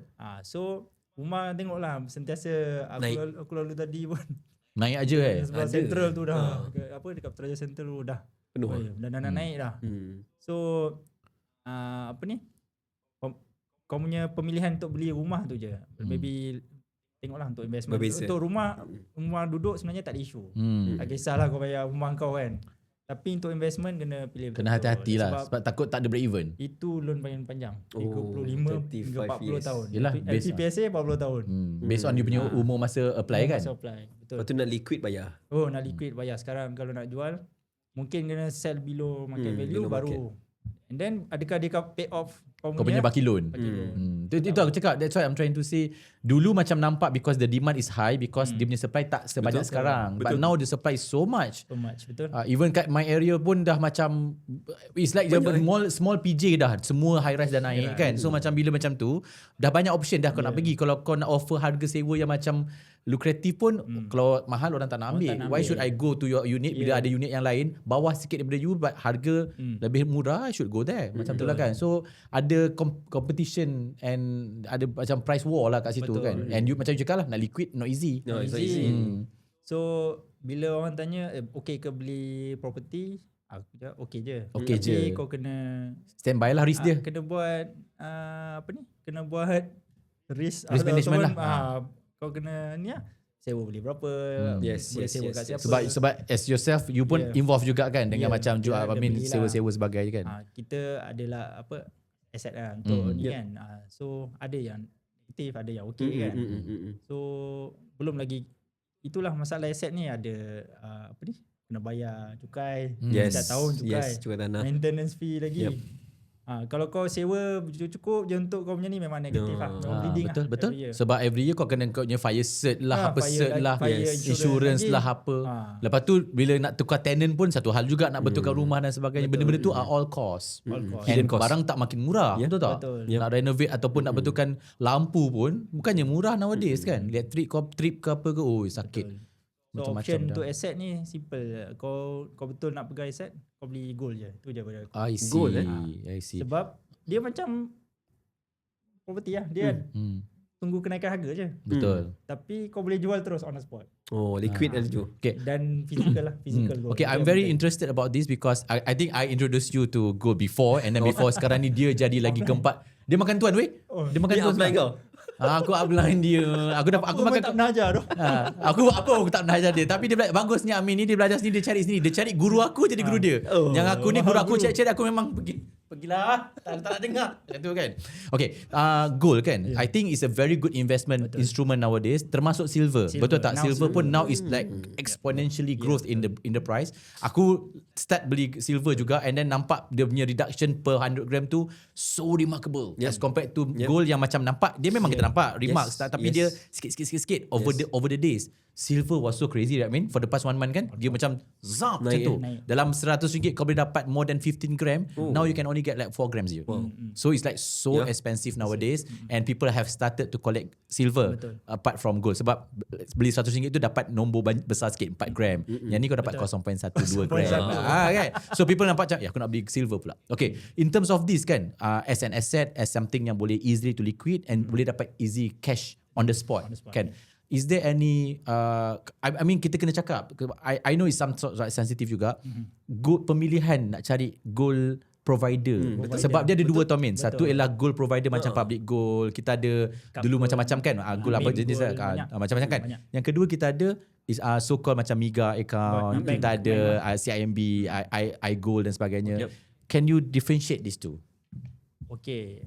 So basically kalau macam kedai-kedai gold ni, dia physical gold lah. Okay. Physical gold. Dia ada account juga, account gold. Tapi dia punya account gold tu based on physical gold juga. Okay. Maknanya yang penting jual per gram lah. Ini aku public gold lah. Sebab basically aku tak tahu kau punya lain lah. So anytime yang penting kau boleh withdraw gold. Gold tu. Itu yang paling penting. Itu yang paling penting. Sebab apa-apa kau nak pegang apa perang jadi, kau nak pegang gold tu, kau nak lari kan. Payah kat. Contoh ekstrim lah. Faham. Kau duduk mana? Afghanistan ni? Mana tahu? Contoh kau ekstrim lah. Okay. Contoh. Tak apa, ni contoh-contoh bulan puasa, aku faham. Bulan puasa. Hypo dah. Hypo. Chili-chilis. Okay. Gaya aku tengok macam dah kena buka puasa ni. Tu cakap tunggu azan je lagi. Azan. So pemilihan dia, orang akan tengok selalu harga satu. Okay. Harga orang kata mahal lah. Public gold. Ni untuk bayar agent lah, untuk bayar dealer lah, bla bla bla bla. Okay. Fine. Okay. Nombor 2 spread. Okay, spread kalau PG simple lah. Kalau gold 6 to 9%. Okay. So nilai ni senang lah. Kau beli, kau bayar terus harga dia turun. Okay, kalau contoh 10 gram dia kata 6%. So kau beli, kau jual terus on the spot, dia akan turun 9%. Sekilo 6% lah. So lagi besar, lagi sikit rendah spread dia. Spread dia. Itu dia punya basic ni lah kan. Okay. So orang kata Miga dulu 2%, 3%. Kecil sikit je kan. Tapi sekarang Almost dah. Almost. dekat try dah 7% lah. Dah naik dah. Dan tanpa orang tahu lah. Ya. So Sebab dia adalah kata- akaun yang Yeah. non-physical kan. So aku pun tak tahu sebab kita memang simpan pun dalam Miga pun. kita Actually simpan. I do have juga. So tapi kita nak physical kan tu macam mana? So Dia Amiga tak provide berapa charge dia nak physical kan physical tu. kan tu. PG memang dia dah very Listkan dah. transparent. Yep. Kau Yep. tengok dekat website dia semua kau dah boleh cari dia punya details. And it is Syariah compliance kan? Ini cari compliant. Lepas tu dah spread. Lepas tu ada physical sebenarnya bank. Cuma kau kena call Suruh ni lah. dan certain branch je maybe. Yes. PG senang kau walk in. Kalau yang lebih 20 gram kau memang kena ambil kat sana lah. So 50 gram, 100 gram. Then you 1 can kilo. take it lah. Dapatlah so- jongkong tu. Yeah. The Dekat wafer. apps, Kita panggil wafer dia tu. Dah beli kan dekat apps. Just apa nama ni? Buat appointment. Okay. Then ambil designated time lah kat situ. So at least kau tahu goal kau dah ada. Tak perlu lah nak berebut. Yes. Apa semua kan. Yes. So easily accessible mana macam PG setiap state dah State ada. Indonesia pun dah ada few branches. Brunei ada. Brunei pun Brunei belum. Yes. Tapi dia dah ada agent lah. Agent banyak. Tapi kalau let's say you nak liquidate it, you jual kat apps lah. So kalau you kena dengar. kalau physical goal kena Pergi pergi branch lah. Oh. Pergi branch dan jual. Atau you go to any gold store lah. Ya. Oh. You tengok Wah Chan beli banyak ni. Chan. You tengok ni beli boleh compare. compare lah. Dalam Sebab kau dah ada gold kan, Yes. 999.9 kau dah ada. Ya. Easy. Tapi ada case yang dia bukan asli. Macam mana kita nak? Yang okay, yang ni macam dekat PG every time nak pergi jual tu memang ada Certificate. Ni nak jual kan? nak jual. Dia ada mesin untuk detect. So even 916 perhiasan pun kau boleh jual kat situ. Oh. So lagi satu yang best, Patah, Kemek, Cala yang 916 semua Dia ambil. Ambil. Sebab dia nak Dia berat. nak goal dia. Dia nak gold tu. Sebab nanti this year probably dia punya refinery dah siap. So kan sekarang kan dia dengan apa Nadir yang dekat Mesir apa semua tu. So kita tak ada sendiri tau. Ni lepas ni kat Malaysia kalau dah ada, maybe semua emas kat Malaysia pun akan Pergi ke situ. PG akan tolong buat. Contoh lah OEM kan macam Yelah. tahu lah. Apa-apa Apa-apa lah. So I think it's a game changer lah. I think dia punya pengasas tu very Visionary. visionary lah. Dia dari small now dah 2.2 million client lah. Client. And in Tengok fact PG code je. betul. In fact dia ada physical tower dekat Jalan Tun Razak untuk you go and walk in. Wow. Sebab dia ada, and this is the only actually company yang ada bukan ATM, vending machine gold yang macam kat Dubai tu. This is the only provider yang boleh kau tukarkan account kau tu kepada gold and dispense gold in physical. The only one. Baru dapat Guinness Book of Record. ATM paling banyak kat dunia. ATM gold. Wow. Paling banyak They kat provide. dunia. So I think it's a good thing lah. And then this is actually for the audience, especially for the doctors kan. You all ada duit lebih. Sebab public gold, aku rasa bukan public gold je. Mana-mana pun gold instrument saving ni, GIA ke Miga ke apa ke kan. You atau Waima kalau dalam ni ialah GAP kan, Gold Accumulation Program. You bayar the amount of gram, tapi you tak nampak lagi gram tu because kau saving dulu. And then bila kau nak baru kau tukarkan daripada physical. So benda-benda macam ni, you just spend maybe like myself, I letak je RM200 sebulan untuk di auto debit kan. Contoh RM200. Ataupun kalau kau rasa macam berat RM200, kau pergi RM100, kau pergi RM50. Tak ada had pun untuk kau cakap mesti beli 1 gram ke no. Because you nak save. Bila you nak save, 100 tu is equivalent to 0.12 gram now. Tak apalah. Nanti in future dia akan jadi 0.08 gram pula. Doesn't matter as long as you start menabung. Start to save kan. Sebab it's never too late bila you start early, and then once you dah ada, you akan realise. I do have one client masa I started very actively dengan ni, dia saja-saja simpan 15,000 dalam JP. 15,000. I know this is our friend lah. Simpan 15,000. Recently, last week dia call, kata, Mal, aku nak tanya lah, dulu kan aku simpan kau yang gold tu, I just want to remember, how much did I simpan? Itu je one off dia simpan, 15,000. Sekarang? Sekarang nilai dia of course dah almost 40,000. Wow. Tu cakap dengan dia, bro, kalau kau nak keluarkan sekarang, it's actually at RM720. Itu harga beli 720. Cakap at 720. You remember tak masa you beli berapa 15,000 ni? RM228 je. Ui 228 lah. Yang masa zaman kita lah. Zaman tu. 2021 lah, 2020. Tu masa zaman COVID tu. Tu. Tapi masa tu pun kalau kau tengok orang belakang-belakang kata dulu 1 gram baru 130. Kau jangan cakap dulu. Tapi zaman sekarang inilah harga dia. And if you are talking about now, you are now referring to the next 20 30 years from down the road. 2036 nanti harga dah mungkin 1000 lebih dah 1 gram. And masa tu kau akan reflect kenapa lah 2026 tak beli. I mean this is where you can do investment at the same time simpan aset. Sebab kalau beli rumah akan deteriorate over the time. Kau beli kereta akan malfunction over the time. But gold will steadily increase dengan current condition sekarang US apa semua kan. I mean in terms of hype kan, people not into gold, crypto. Correct. So how is it?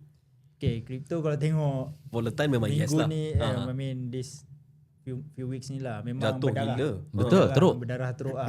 Sebab satu selagi Trump tu. I think because of tapi yang baru ni Epstein file. Epstein file Epstein lah. file. Epstein file yang release terus drop sampai 60. So basically aku pun adalah Ada sikit. letak sikit kan. Dulu adalah apa exchange lain, sekarang ni pakai Luno je lah. Luno memang Securities Commission punya Yang approve. So selamat lah kan. Tapi is it an advisable thing to do?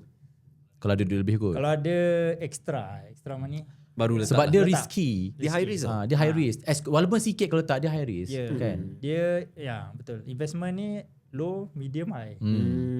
Crypto is high. Crypto is high. Kalau kau ada extra money and then kau muda, boleh lah try. Tapi not all lah money. Kau diversify lah. Itu ayat dia. Kena diversify lah. Diversify portfolio. Diversify portfolio. So BTC actually sekarang murah lah. Kau nak beli lah sekarang. Kalau murah gila. Bukan murah gila lah. Dia dah drop to 60. Dia dah drop to 60 kan. So at one point the highest berapa? 200 180 kot. 170 plus Aku ingat lah. dulu kan zaman-zaman baru keluar tu, tak siapa percaya kan, people are buying like nobody's business. Kaya gila waktu Kaya tu. gila dah. Tapi masa tu lah, kalau sekarang dia masih simpan lagi, dah tak kaya dah. But my question is, Bitcoin pun easy to liquidate ke tak? Easy. Oh easy juga. Kripto senang. Itu senang. And how do you do that? So kalau dekat Luno? Luno ada kan? Kat Luno? Luno senang je. Dia macam you convert je lah duit. Lepas tu masuk dalam account.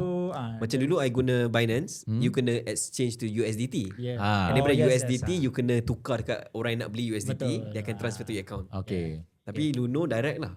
Luno ni macam basically kau saving dalam tu lah. Yeah. Kau buat, kalau mana kau nak jual, kau sell, kau terus masuk account. Cuma bila you dah liquidate, LHD yang kena declare lah, betul tak? Ada certain amount tak? capital gain tax Yang ni aku tak pasti. Yeah. Yang ni kena check balik Kena lah. check Yang ni balik aku tak sure. Maksudnya tak bayar tax lah. Itu je cerita LHD dia. kan, jangan serang kita orang. Ayah dia tak banyak pun. Banyak. Kalau dia tengok pun tak apalah. Tak apalah. Ni negligible. Boleh paling-paling lah, aman kau. paling-paling beli murtabak je.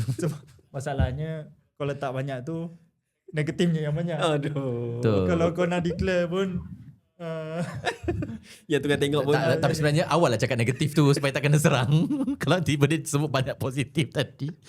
mohon potong kan bapak ni. Nanti aku rasa tersilap lah kita masuk bab kripto ni. Bahaya sikit dia ni. Tapi yes, tapi kripto is one of the so-called instrument because Dia instrument, yes. because I was involved dengan Syariah kripto pun, yes. monitoring punya sistem. So macam memang kita nampak kripto is a one instrument yang you boleh hide your money, tahu. Oh, hide money. Hide money that Oh. you won't be ditangkap lah. And that's how our previous popular JL did that.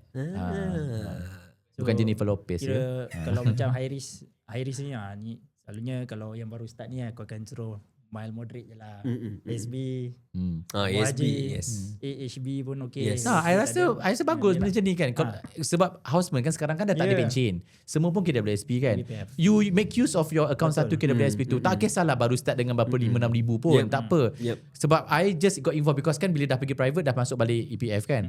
I started dengan Amanah Saham Malaysia, Amanah Saham Mara dengan menggunakan account. Maksudnya kau tak keluar duit pun. Betul. Kan? Majikan kau bayar sebelum ni. Lepas tu dah ada duit dalam tu sikit. You use that to roll your investment. Lepas tu ada duit lebih buat ASB. ASB pula not necessarily you go for 200,000 ASB loan. You boleh je buat as a saving. Auto debit ni lah. Auto debit je 100, 200 ke setiap bulan. 300, Ataupun you nak macam 100 ASB. Macam saya cakap 100 ASB, 100 pergi emas, 100 pergi ni. Betul. Yang 10% tu diversify. Diversify. The word is diversify. Sebab kalau you fokus kat satu, something happen to that. Contohnya macam ASB kan, tiba-tiba tak performing that year. You punya income tak cantik. Tapi tabung haji tahun tu perform kau. Sayang pula tak letak duit kat situ 100 kali 12, 1,200. Dapat dividen 8%. Siapa tak nak? Bagi kau RM80. Banyak tu kan for a year. Tapi cabaran sebenar ialah peer pressure.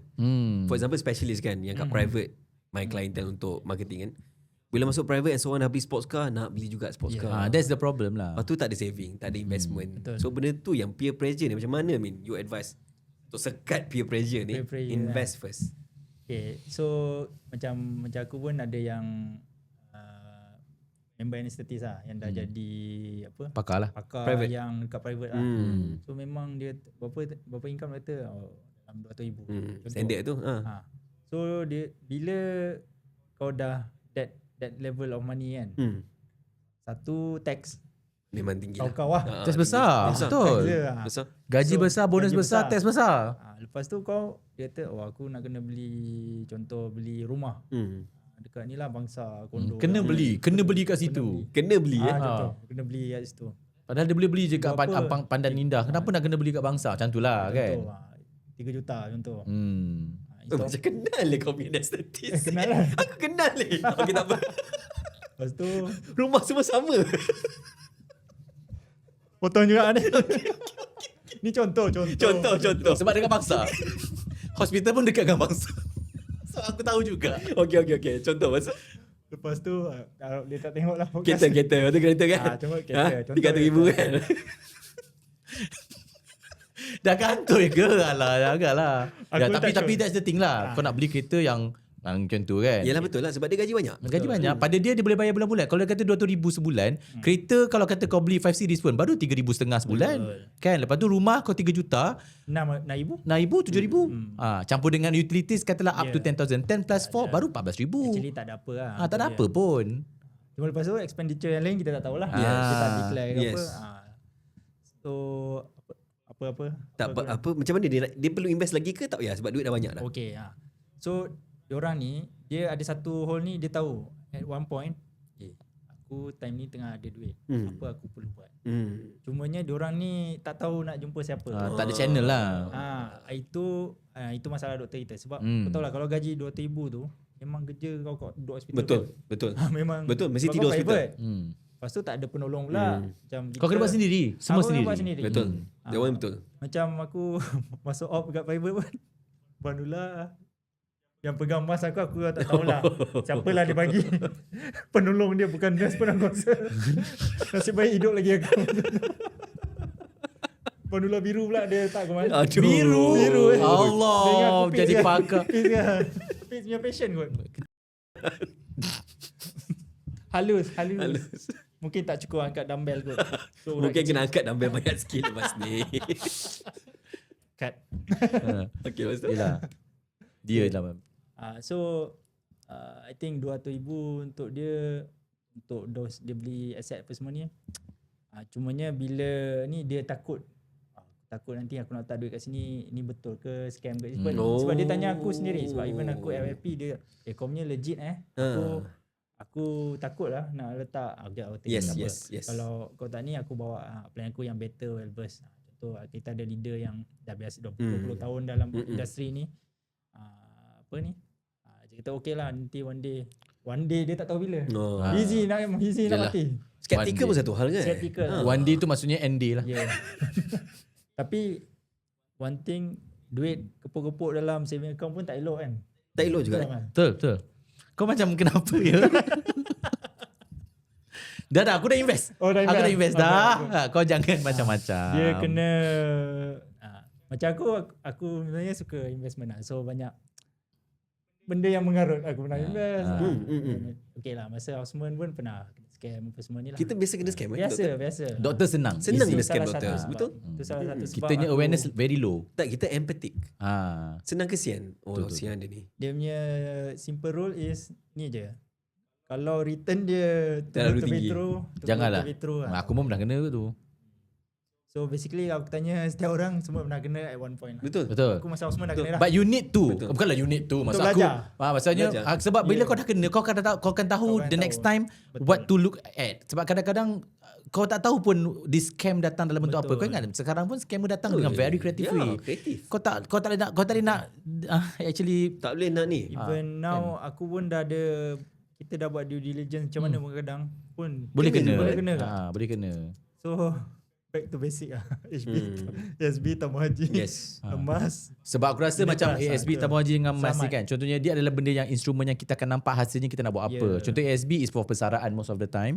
Tabung haji is for you to go haji lah. Betul. Lepas tu dengan kalau gold is untuk kegunaan bila kau nak liquidkan dia betul. untuk belajar anak kau ke apa ke. Sekarang even public gold pun dah ada public gold junior kan untuk buat anak punya account. Betul. Maksudnya as early as baru lahir pun kau dah boleh adakan Yeah. account untuk dia. Macam ASB until certain age baru kau boleh ada semua-semua kan. Bank pun sama, tak boleh nak immediately ada account bank. Sebab sekarang nak buka account bank pun nak kena ada gaji. Something like that. So susah. I think bank negara pun dah ketatkan rules dia that tak boleh semua orang simply nak buka account dan sebagainya. So I think if we ada peluang untuk letak duit untuk anak-anak kita family ke for future punya reference in one place, make use of it. Make use of it. Kalau bab anak ni banyak tempat kau boleh letak. Selain yang tadi account gap tu, SSPN. SSPN apply. yeah, Betul-betul. SSPN. Tu pun ada yang tu. tu no brainer. 8,000 pelepasan cukai. Yes. Lepas tu on top of that kau dapat dividen lah. Dividen lah. And then kau nak buat apa pun duit tu kan. Yes. Kau biar je lah untuk dia punya Untuk dia. sambung. Dia makan belajar lah. Kau tak payah ambil package yang gempak pun. Education saving. Sebab zaman anak kita ni tak tahu dia akan ada scholarship lagi ke tak. Betul, Zaman I tu. agree.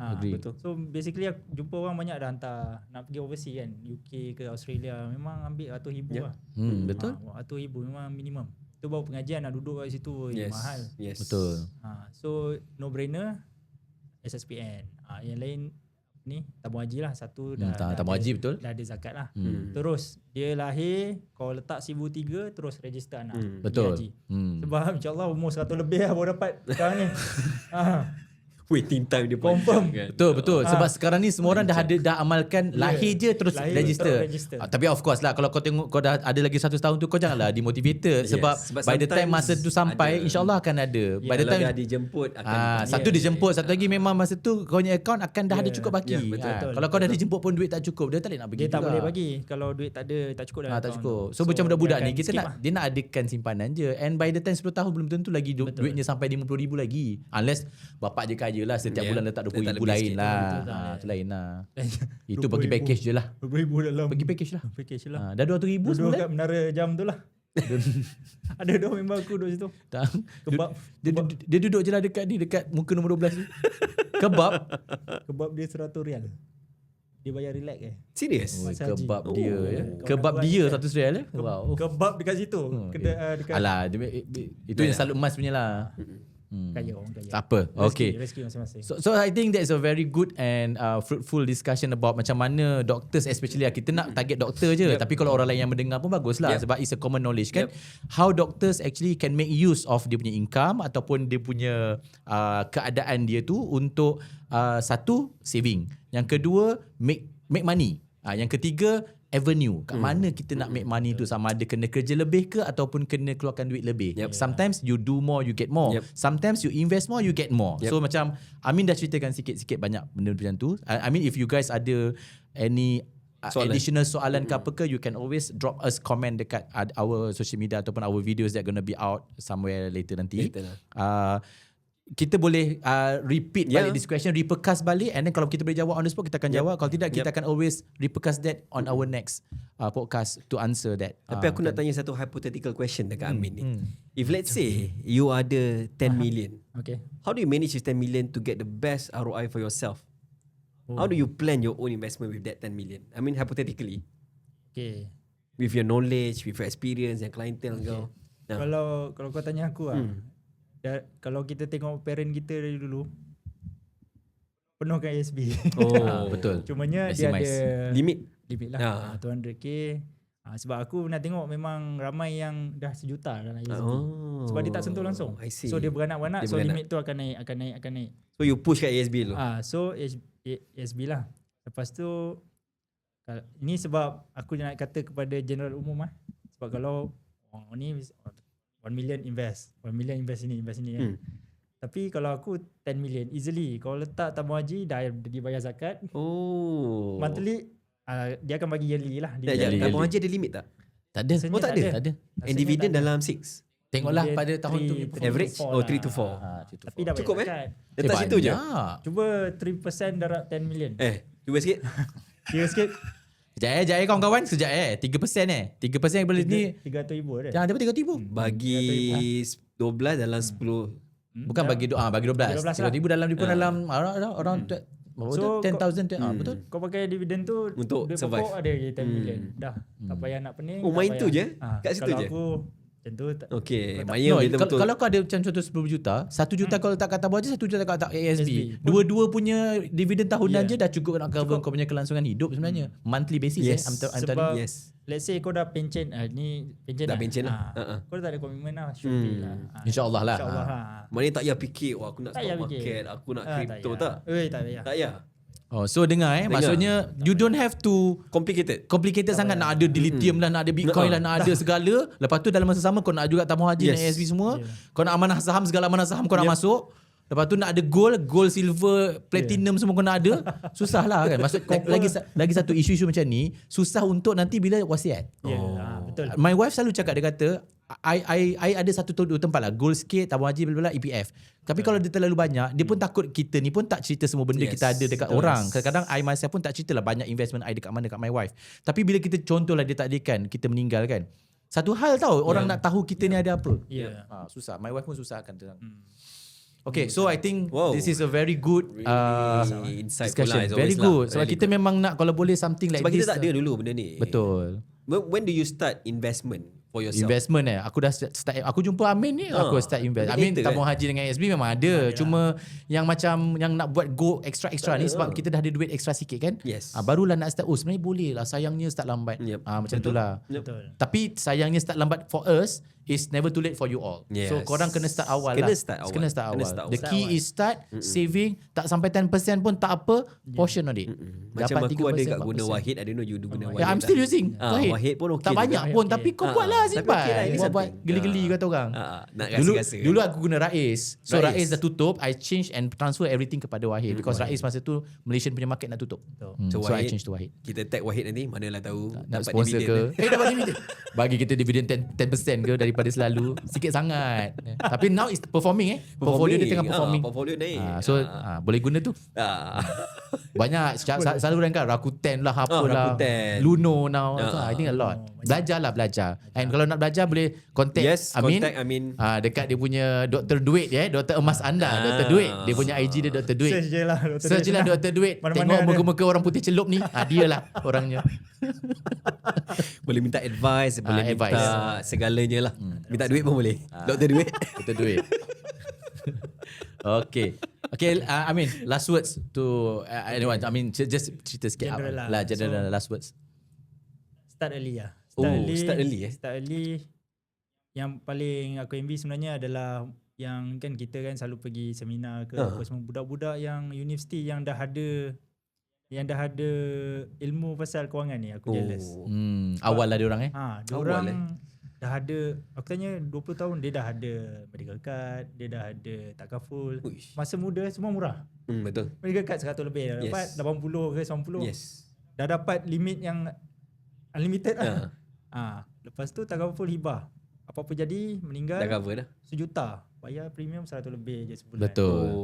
Umur macam Komal 500-600 kot. Betul. Apa rahsia? 40. Semua 40 sedar Jangan diri. sebut 39A Oh, lah 39. kau ni. Jangan sedar diri lah, dah puasa ni. 40 tu 40 lah bajet. Dia aja 39 sebab dia 87. Kelas lompat ya. Kelas lompat. Sebab dia melompat tu sampai jauh ke Dublin dia lompatnya. So bila Start early start early. So bila let's say kau 20 years, kau ada 20 years, katalah by 40 kau nak ada portfolio yang very good. Even kau beli rumah by 40 tu mungkin dah halfway through dah rumah kau. Maybe kau jual dah untung, dah boleh buat profit dah boleh flip dah. Betul. You are right. So banyak orang yang aku jumpa ni wait and see. Itu yang payah. Maknanya Dia jangan wait. See and act lah. tunggulah harga turun dulu. Tunggulah. So Nantilah. Tu aku selalu kata kau start je walaupun kau tak tahu apa-apa. Yes. Yes. Kau start je at one point. So nanti kau As you go on belajar lah. Belajar. And you need to understand, kadang-kadang masa tu kau rugi tu, you have to taste that. Baru kau tahu, Betul. kalau buat macam ni salah. So next time buat benda baru. Benda contoh kalau masuk scam tu duit terus hilang. Tu hilang. Terus tak dapat kontak semua. Tahu Ada. juga. But you need to know when is gonna that thing is gonna happen, and then next time kau boleh avoid. Yep. Okay. Alright. So I think that's a wrap. That's a wrap. Okay. Okay. Untuk kita juga, kita pun dah nak dekat-dekat dengar azan dah kejap lagi kan. Alhamdulillah. Macam dah dengar dah? Macam dah dengar? Itu halusinasi Allah. Kuat pula gelak dalam azan-azan ni ya. Okay, alright. So I think from Amin, I think it's a very good sharing. Untuk kita pula Jad, thank you for our sponsor. Okay, diorang tak nak berhenti gelak dah ni. Okay, thank you for our sponsor TSL, The Scrub Lab, Design for the Grind and Style for the Shine. Yes, and we hope that we can bring more guests yang macam ni. Sebab aku rasa banyak yang orang tanya dengan kita, boleh tak you start to talk about something yang dah tak ada lagi cerita-cerita houseman, jangan cerita-cerita lagi sharing-sharing. Sudah-sudahlah cerita houseman. Cerita lah, kata gelilah cerita houseman ni kan. Dia cakap, but we were one time adalah houseman. So I think it's valid for us to still ceritakan at one time sekali. Tapi I think from now on kita nak start to get guests topik-topik to share topik yang lebih informative and relevant to the practice of the doctor, daripada houseman sampai kepada specialist. And go back to waktu kita dulu tak ada. Betul. I tak tahulah. Betul, I tak tahu. I rasa kita tiga-tiga pun not very cakna lah benda ni. Dapat gaji, simpan, lepas tu bayar ataupun kosong. Ataupun habis. Betul. Kan. Alright. So with that I rasa tak ada apa lagi. That's about it. Selamat berbuka puasa. Selamat berbuka puasa. Kita bertiga pun akan berbuka. Di mana? Betul. Kita tanyalah guys kita sebab kita dah ajak dia kan hari ni. Dia nak minta. Alhamdulillah. Tak kisahlah cili apa, cili kampung ke, cili padi ke, cili apa, aku tak peduli. Yang pasti bukan rembayung Okay guys, so that's from us 15 milligram 1 milligram, small dose but just enough for you to think. Till we meet again, berbuka puasa. And nak cakap sampai raya lambat lagi, ada lagi next week, tak apa. Okay, so selamat berbuka puasa and jangan tak puasa. Okay, right. Bye bye. Okay, right, bye everyone, bye.